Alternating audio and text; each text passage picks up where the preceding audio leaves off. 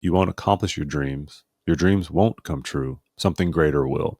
Smash something or thrown something or broken something, you don't care enough. But often the most simple rules are the most difficult rules. And it is show up no matter what. So Kobe Bryant is a perfect example, and an example that Stephen Pressfield enjoys sharing often. Rule number 2 is do the work despite fear. So, famous story, Michael Jordan was cut from his high school basketball team as a freshman. You don't always hear that he actually made JV. But Jordan used this as fuel. His coach at the time actually knew that's what he needed to create the beast and the monster that we know as. He practiced obsessively, returned to as a transformed player. Fear of not being enough became his reasons to work harder than anyone else. I know fear is an obstacle for some people, but it is an illusion to me. Fear always makes me try harder next time. So fear doesn't disappear, you move through it. So I think it's helpful to know that, listen, like even before games, there was nervousness there.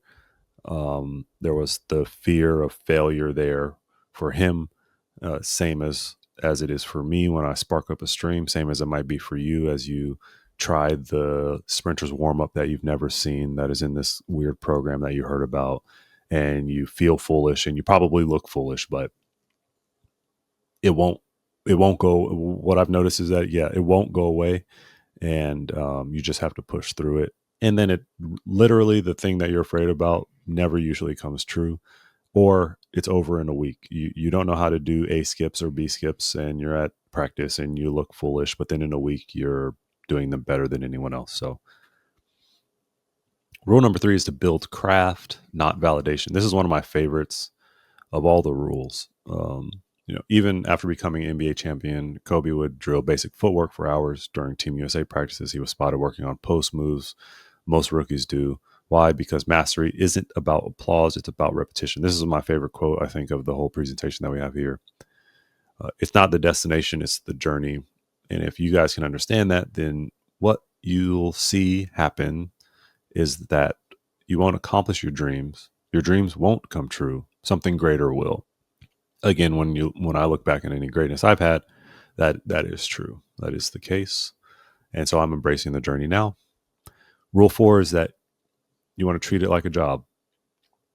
So, you have LeBron James by 16. He was already approaching basketball like a CEO. He reviewed tape, followed a strict sleep regimen, took recovery seriously before he entered the NBA. It wasn't just talent, it was structured execution.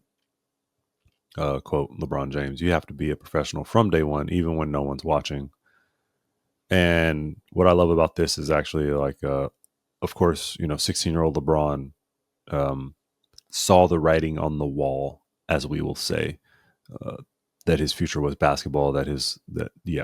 Um, but he didn't take it for granted. Like you see this in a lot of people where they have these abilities and they just kind of sit on them. But LeBron was conscious enough that he's going to use all his tools, his God-given ability that we all recognize he has, and that he'll be able to make the best of his life. Rule 5 is to choose growth over ease. This is a big one, especially with I'm guilty of it, right? Phones, YouTube, so easy to binge watch whatever it may be, or to scroll endlessly, but that's not where growth lies. So you have Serenus and Venus Williams here. They were raised, trained on public courts in Compton. They didn't have luxury. They just had grit. While others chased comfort, she learned adversity, honing her game in high-pressure environments from a young age. You have this great picture of them, I'm assuming, at a court in Compton. And luck had nothing to do with it, because I've spent many, many hours, countless hours on the court. And then you see the outcome here. These two sisters celebrating a major win.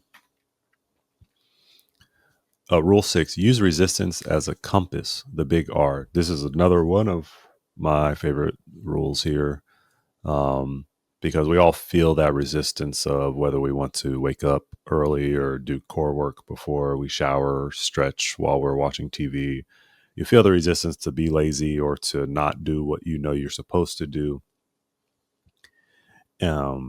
And though that's often the area that you need to head into and dive into harder than any of the other areas. We have this example of Simone Biles at the 2021 Tokyo Olympics. She shocked the world by withdrawing from competition to protect her mental health. She had this big resistance around stopping and taking care of herself because she didn't want to let down her teammates, her country, herself, her coaches. But she decided to lean into that rather than push through this and risk injury. She chose herself.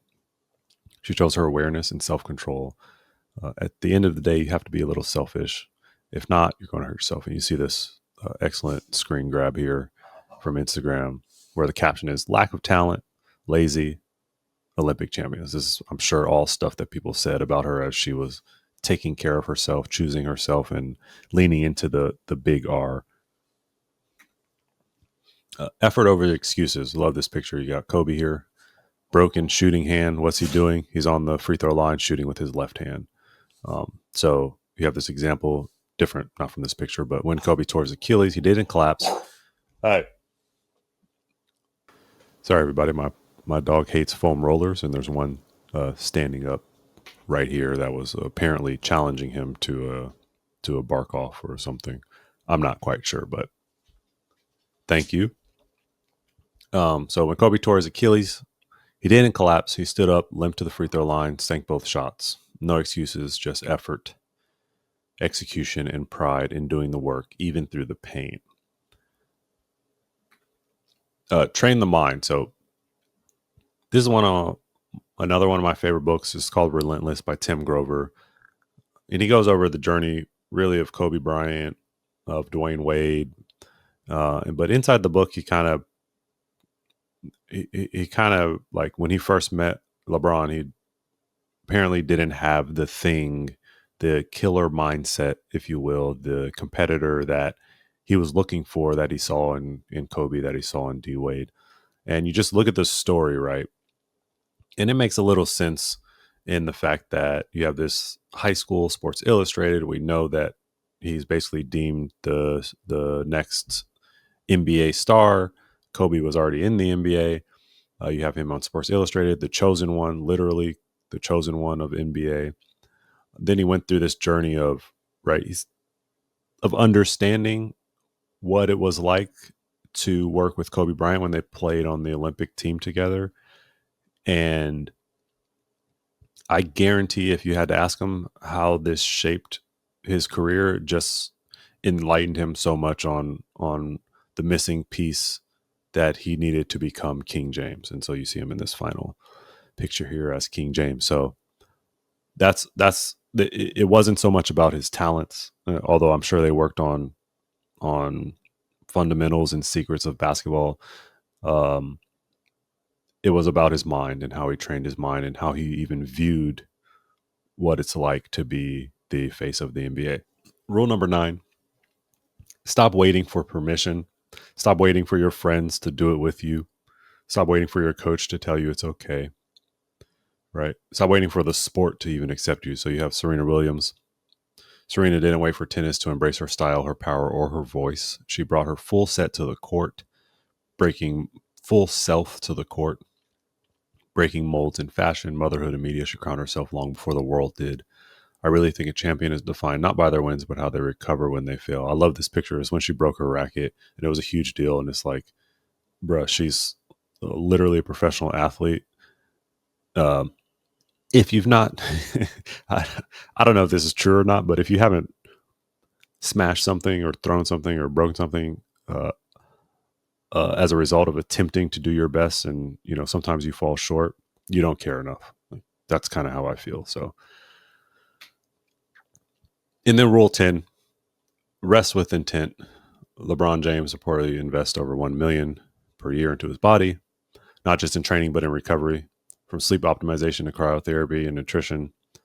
His approach to the rest is part of his job. I get my proper sleep, I do my treatment, I eat the right way, and I just try to stay healthy as I can. This is a hyperbaric chamber. We don't all have the money to get a hyperbaric chamber. It's just a symbol and the sign that, you know, when you're doing all this stuff, you have to prioritize even more getting the proper rest. in doing the correct rehab and recovery. Uh, Once you've made that decision to go pro, it takes that much more effort everywhere. It changes who you are completely. It's not just you can't just change one thing when you decide to go pro. It actually restructures who you are completely.